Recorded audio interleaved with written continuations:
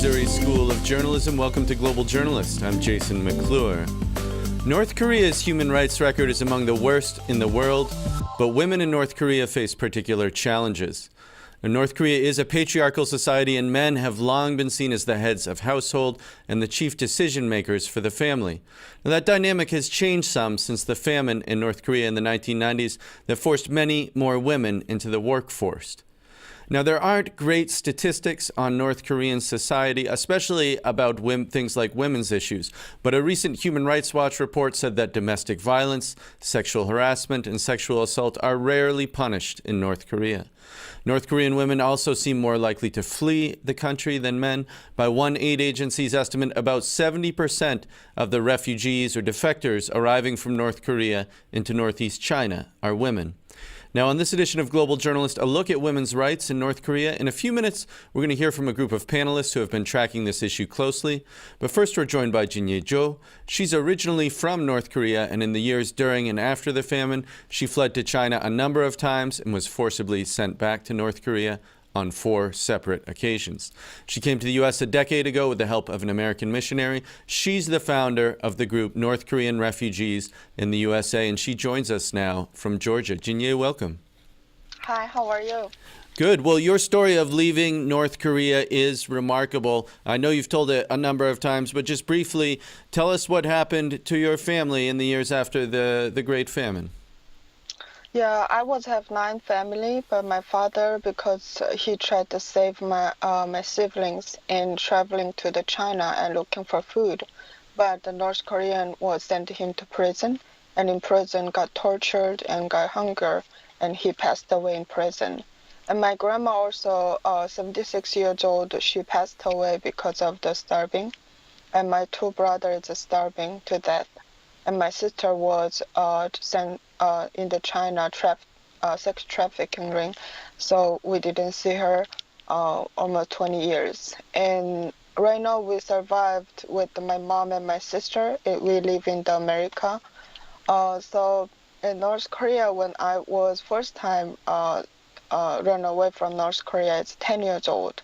And I stayed in the China for 10 years, but we sent back to the North Korea 4 times. So over a period of 10 years, you were sent back to China 4 times, and you were living there with your sister and your mother, that's correct? Yeah, every time when we sent back North Korea, we was all together. But my mom and I was for 4 times, and my sister was 3 times. And it's really a remarkable story, your story of leaving North Korea and what happened to your family. But tell us, if you would, about what the role of women is like in North Korean society. As we mentioned in the introduction, there's been a lot of reporting that women have become the main wage earners, the main people providing for their families. Yeah, because the North Korean government asked the men to have to working for free, don't have any payments from the government, and they have to work. If they don't work, they send them to the camp or in the prison for start 1 month to 6 months. Or if 2 times or 3 times they didn't go work, then it will be a year or few years they have to stay in the prison.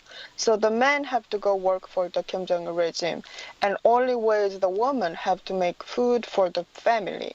That's how all the women go out to the market or going to the China looking for food. Or they stole something, or they have to do something for their family.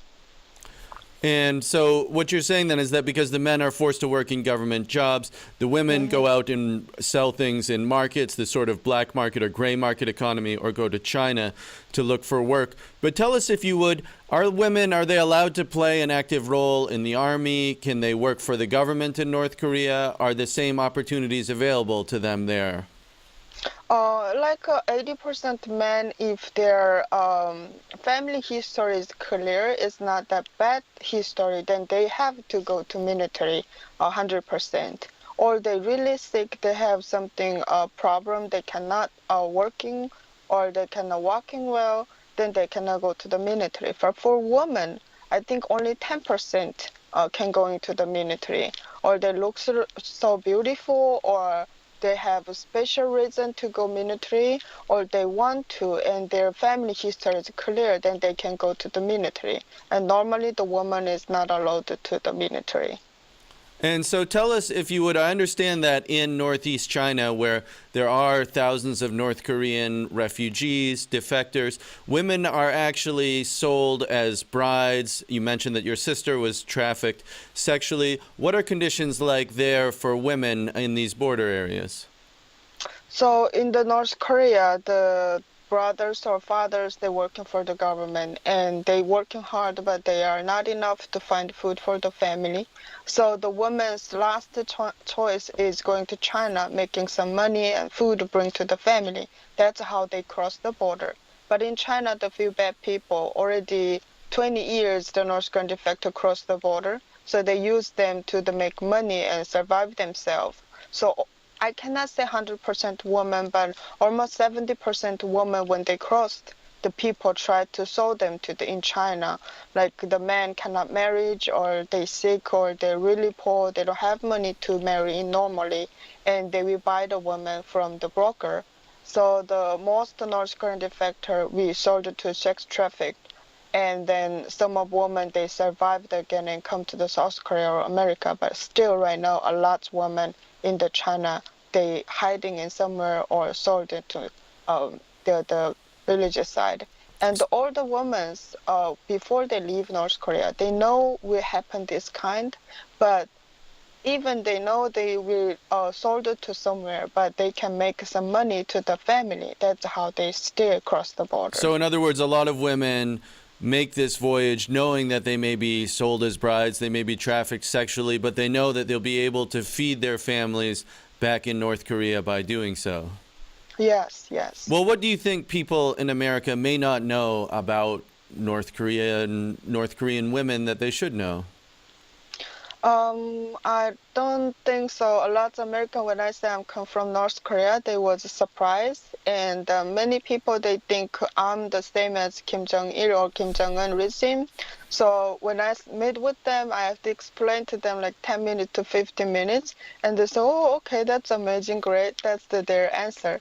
So lots of Americans, they don't know about the North Korea issue and North Korean women.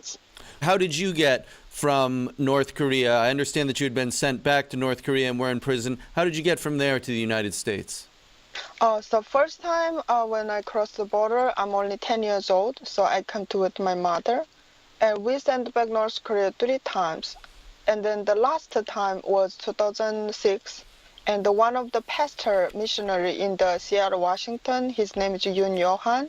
He was saved my family.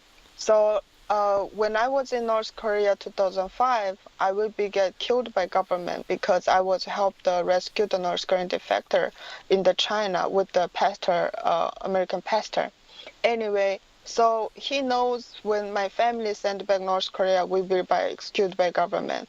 So he found the donation, the money, $10,000 in the USA, and he sent that money to the North Korea and the underground. They find the few police and they was looking for money and they saved my family, let us go out again.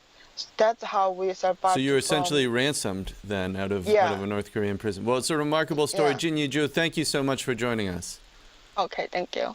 A reminder that you're listening to Global Journalist. On today's program, we're talking about the particular challenges for women in North Korea, a country with one of the worst human rights records in the world. We just heard from Jinye Jo of the group North Korean Refugees in the USA. To expand our discussion, we're going to bring in 3 other guests now.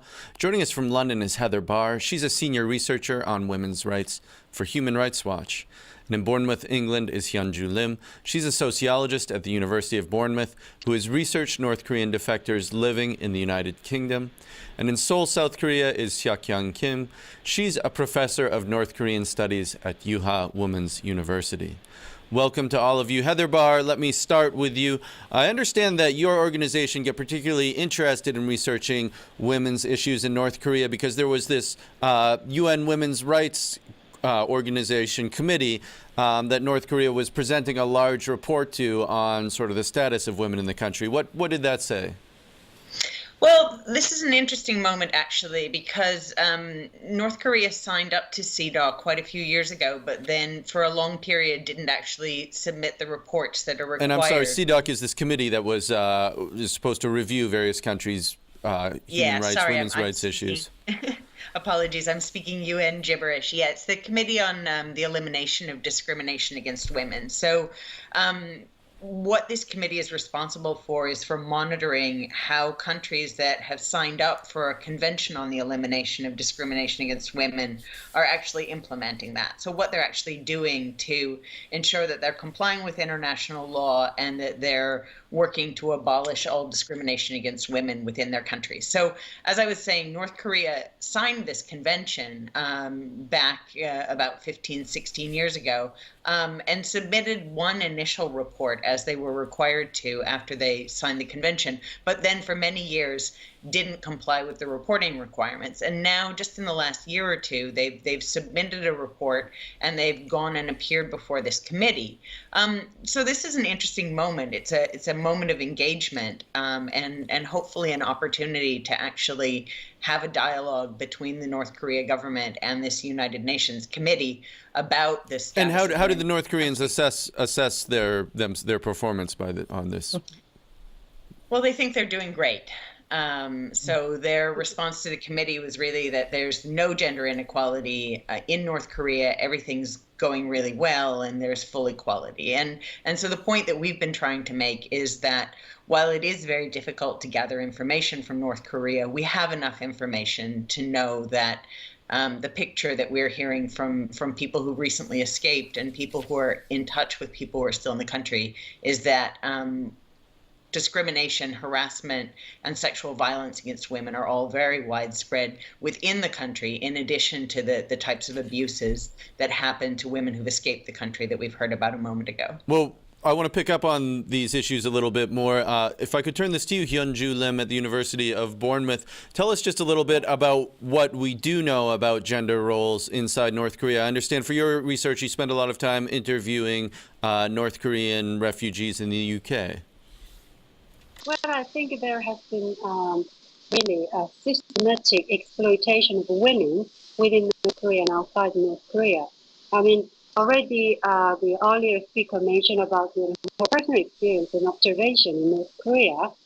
But, in North Korea, the society is very clearly hierarchical between men and women. So men in the public setting and women are tied to a kind of housewife's role. But in reality, since the famine, women are, forced actually the one who take initiative to make sure the family survival.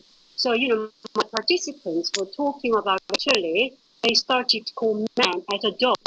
What it means, basically, men are staying at home, guarding the house, not doing the hands-on work, but women are the one who go out and cross the border in order to make sure the family survival.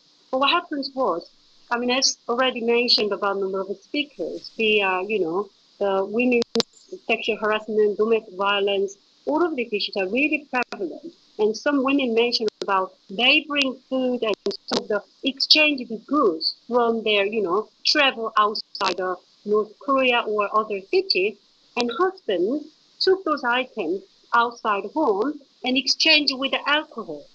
And then, beat women and demand women to serve them. So there is a real issues in terms of, women's exploitation of women, but also these issues are really deeply institutionalized in all aspects of the society, but not just within the family, but also my participants who Well, let me stop you on that point because I want to come back to that, and I'd like to turn this now to Seok-Kyung Kim in Seoul, South Korea. You've also done a lot of research on this issue.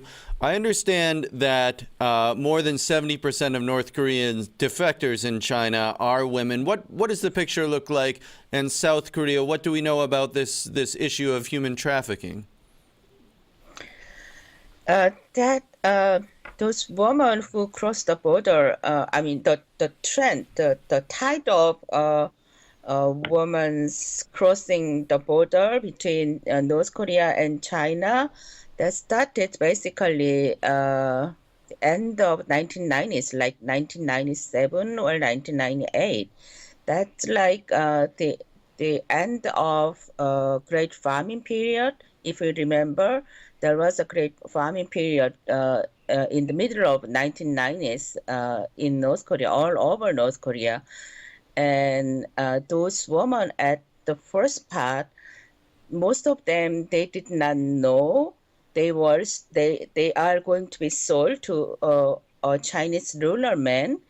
But after some time or period, like 2005 or so, women in North Korea start to know that they will be sold when they cross the border, but they still cross the border to China because they want to support their family behind in North Korea.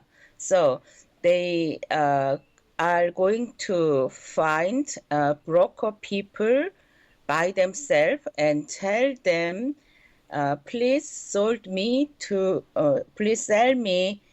China and give me some money, and I can give that money to my family in North Korea. So we can divide those women who are sold to China like in two parts.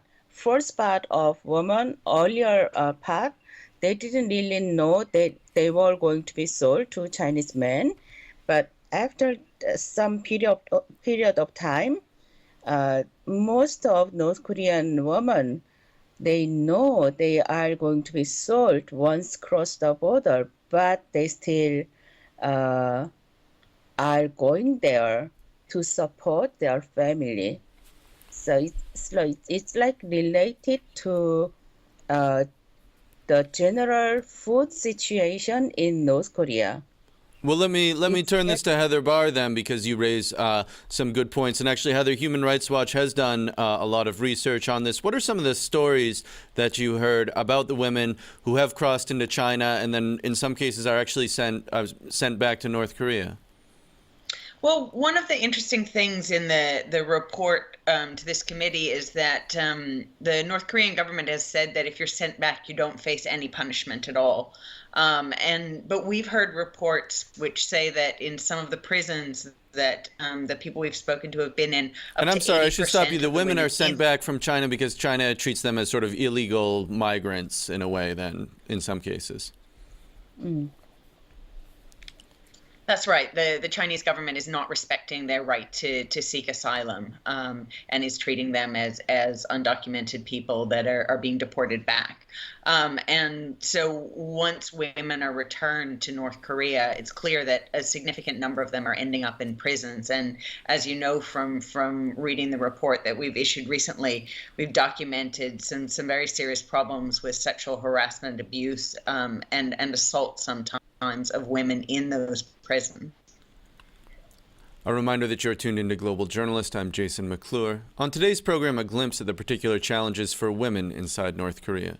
If you're interested in more discussion of undercovered international news and human rights issues, visit us online at globaljournalist.org. There you can find our program archives, as well as Project Exile, our ongoing series of interviews with journalists in exile around the world. You can also like us on Facebook, follow us on Twitter, subscribe to our podcast on iTunes, check out our videocast on YouTube. Let me turn the discussion to you, Hyunju Lim, then, because another issue that has come up a number of times in reports about women's rights in North Korea is the issue of domestic violence. What do we know about the domestic violence situation in North Korea? Is it more widespread? Is it better or worse than other places? Well, if I'm honest, I mean, there is no kind of, actual statistics. It's very difficult to actually get official statistics. But based on my interviews with those women who defected from North Korea, domestic violence is prevalent because of the general cultural understanding of, men and women's place, different place in society. Men actually beat women, and women have no place to actually complain. Therefore, a couple of my participants talking about enduring this experience for over 20 years, but there's no redress at a societal level. And this kind of, applies to other aspects of society, as I said. And, in the place like a military, then, few women who are considered to be quite privileged position to be able to enter the military, but because of this hierarchical understanding of men and women and different places, they are systematically harassed and raped, but the blames are on women because they are seen as misbehaved rather than actually taking actions against these men. So I think the issues around, gender divide and domestic violence and sexual harassment are very serious, and there needs to be much more systematic study needs to be done. But obviously, with the current, North Korean government, very kind of secretive and closed, it's extremely difficult because they control everything. Yeah, sure. I mean, it's very difficult to get information about what's happening inside North Korea. But I wanted to ask you, Seok-Young Kim, about the North Korea's leadership at the elite levels. What do we know about women's participation in the leadership of North Korea? I know that Kim Jong-un's wife, Ri Sol-ju, is often photographed with him in public, as well as his sister. This is a bit unusual, as I understand it. Do we know about how influential women are within the leadership of the country? Yes, that's very interesting part. If you really want to understand North Korea, you have to differentiate official and unofficial side, and public side and private side, and on-stage side and off-stage side. This is very interesting. Like, when you see it on North Korea on television, you can see Ri Sol-ju and also Kim Yo-jong and any other elite type of North Korean woman.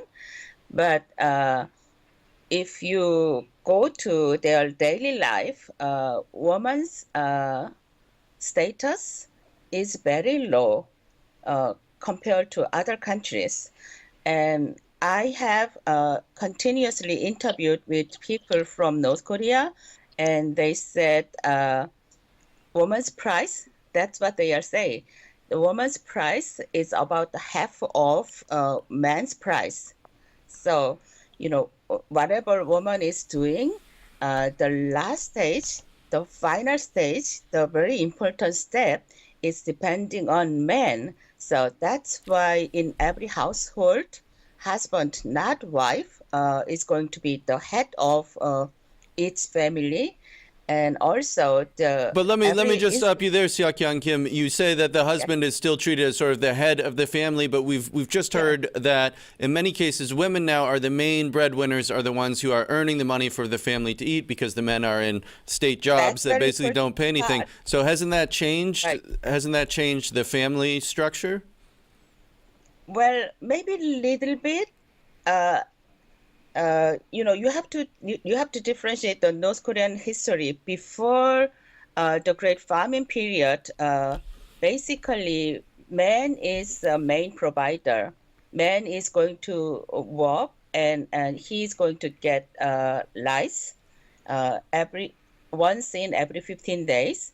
But after that, after Great Famine period, North Korean government did not pay anything to men.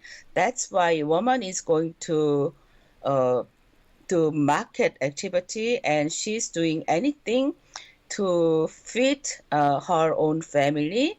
But she's only breadwinner. She's not decision maker. She's not the head of family.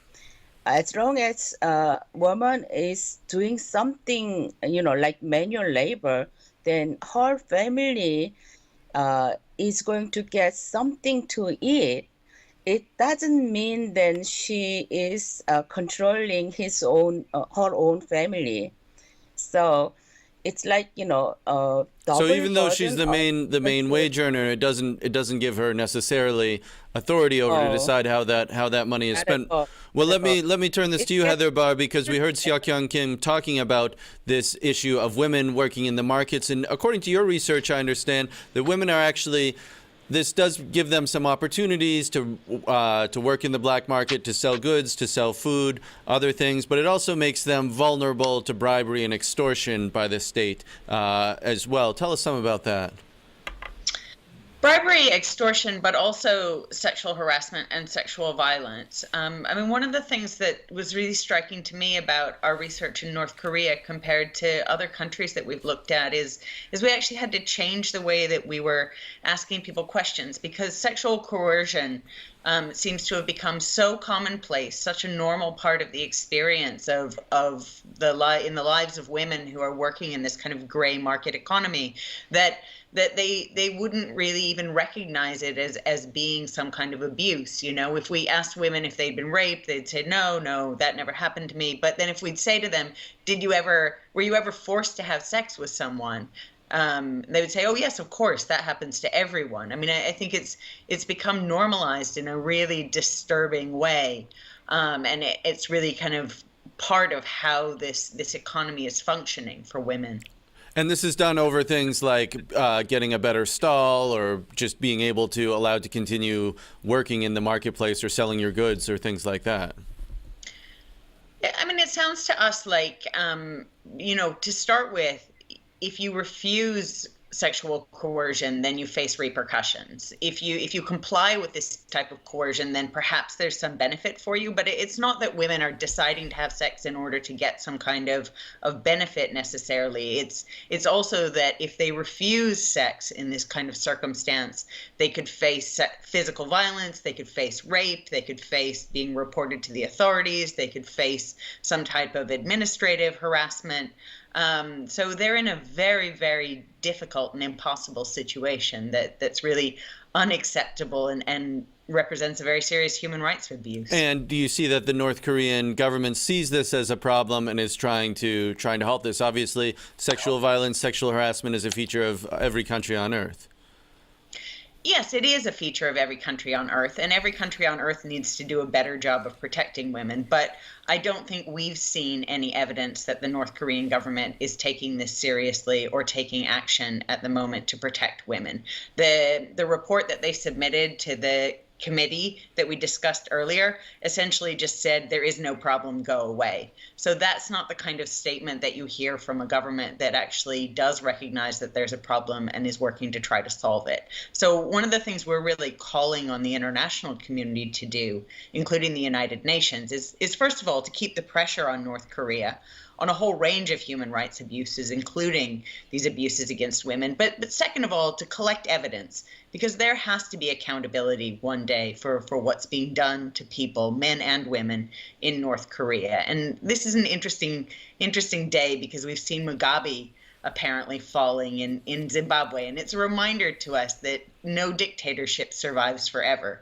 And there will be justice someday for people from North Korea. I'm sorry, we're just about out of time. That's going to have to do it for this edition of Global Journalist, a production of the Reynolds Journalism Institute at the Missouri School of Journalism and KBIA Mid-Missouri Public Radio. Many thanks to Jinya Zhou, Heather Barr, Hyunju Lim, and Seokhyang Kim for joining us. Our assistant producers are Ellen Beaton, Idam Kase, and Raina Sims, with supervising producer Lauren Workman. Elisa Blyle is visual editor. For all of us at Global Journalist, thanks for tuning in.